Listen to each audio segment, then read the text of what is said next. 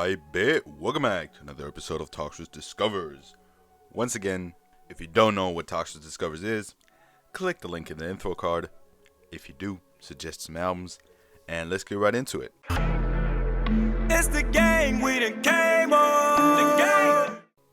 So, today we got 6 albums suggested by the community and 1 that I picked for myself. As always, we starting off with that one. Well, this time it's an EP. It's the EP by Rich Brian called Brightside that was recently released. And yeah, what do I think about it? First of all, it's a 4-track EP, so all the things I say are going to be extremely positive, but it's easier to make a good 4-track EP than making a good 20-track album.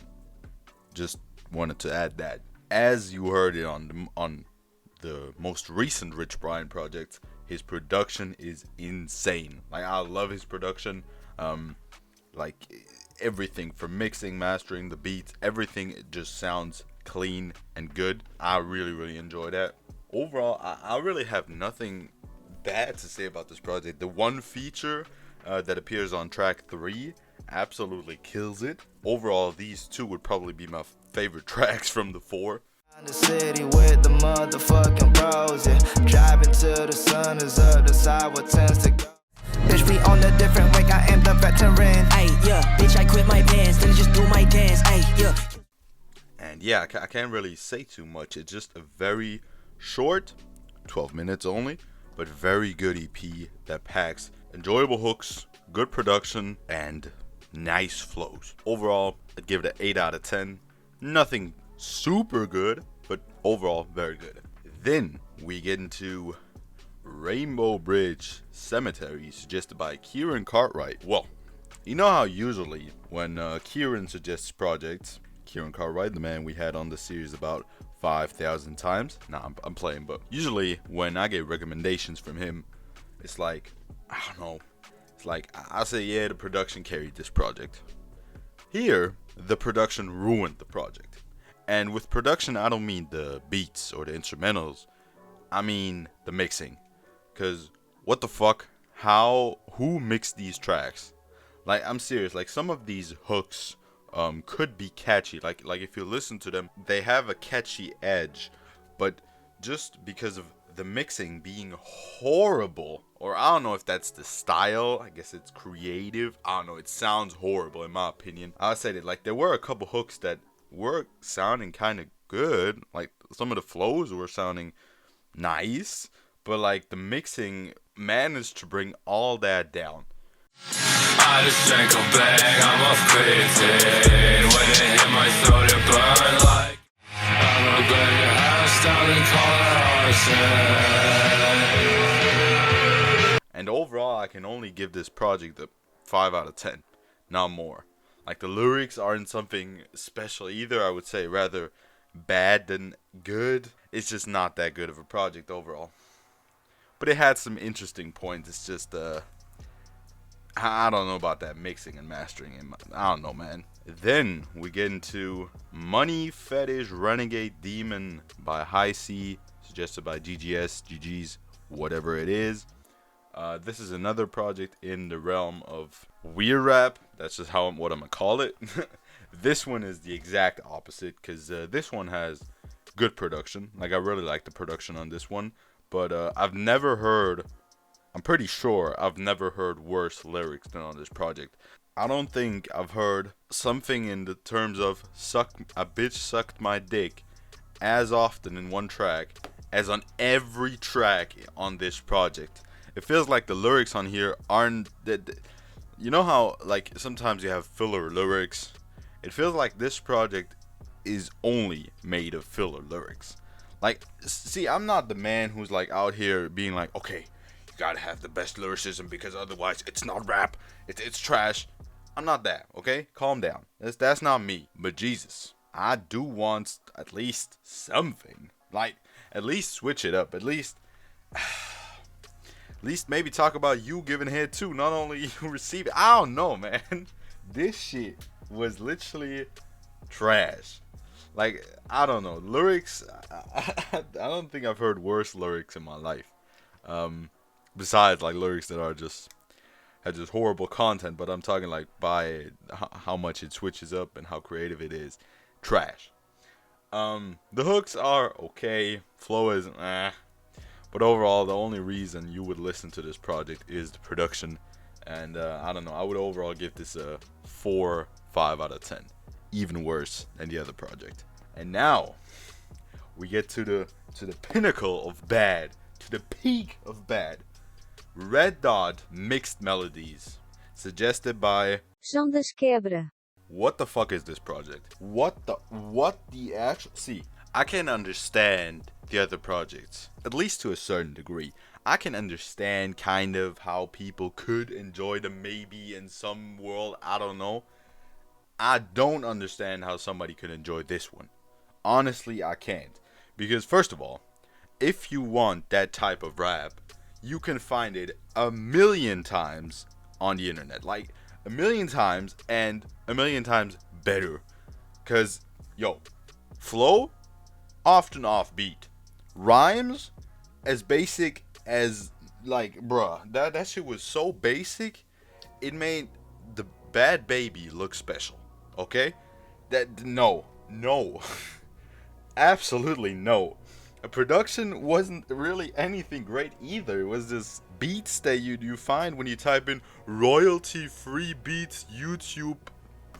That's what you find. Bro, I can't even call this project mid because nothing about this project reaches the level of mid. It's all trash. That being said, 2 out of 10. I'm sorry, man. This is horrible. Anyway, since we now got the trash shit out of the way, let's get to some better shit, bro. Fresco Trey, Heartbreak Diaries, suggested by Misha. If you ever heard anything of Fresco Trey, you know he's a very melodic rapper. Gets often compared to people like Polo G, whatever. I do think he has a better singing voice than Polo G. And yeah, he's vocally more talented, I would maybe say. And this project was honestly pretty good. I mean, it's really short, it's nothing really long, and lyrically it's nothing special. It's kind of sad, whatever you want to call it. It sounds good, and that's what projects like this are here for. Because the production is pretty good. The hooks are obviously the selling point of the album. The flow is good as well. I enjoyed it a lot. I can't really say anything. Obviously, it's not very creative. We've heard shit like that before. But if you're really just here for a catchy hook, or maybe for like a song to bump when you're kind of down bad, whatever, this project might be it for you. Hey, I don't give a fuck who you around. Hey, you not about to play me like a clown, no. I'm fresh out of heartbreak, money on me always. I didn't want to talk about it, don't care what my... So I'd overall give it a 7.5 out of 10. Pretty good project for what it is. But obviously with some points that could have been done better. Like, for example, the lyrics. Yeah, I mean, bring a bit more creativity into it. That could have been done better. Anyway, still a very solid project. Well, now we get into The Reach by WESTSIDE Boogie, suggested by Alec Bruh NBA. Hope I didn't butcher that name. Anyway, bro, this project, okay. See, what I said about Rich Brian's project that's like solid on all ends can be said for this project, just that it's better. Like the intro track, The Reach, I'm pretty sure I bumped that track like 15 times already, and I first listened to the album like 2 days ago. Like, I love this track. I love the sample. I love everything about it.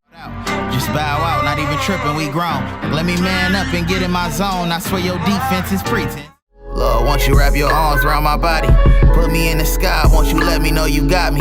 And even if you drop me. Overall, these would be probably my 2 favorite tracks. And yeah, it's just a really good project. I really like him talking about his son, him talking about his come up. Boogie has always had a great flow. The singing hooks are pretty good too. I mean, obviously not done by him, but they are good as well. It's really nothing bad I can say about this project. It's just that it's great on every level. It just doesn't reach that perfect status just yet. So overall, it's a 9 out of 10. A very well deserving 9 out of 10. Capital Punishment by Big Pun, suggested by the man who always catches me lacking with these classics, PJ Gameplay. Yes, I hadn't heard this project yet. I have now, obviously.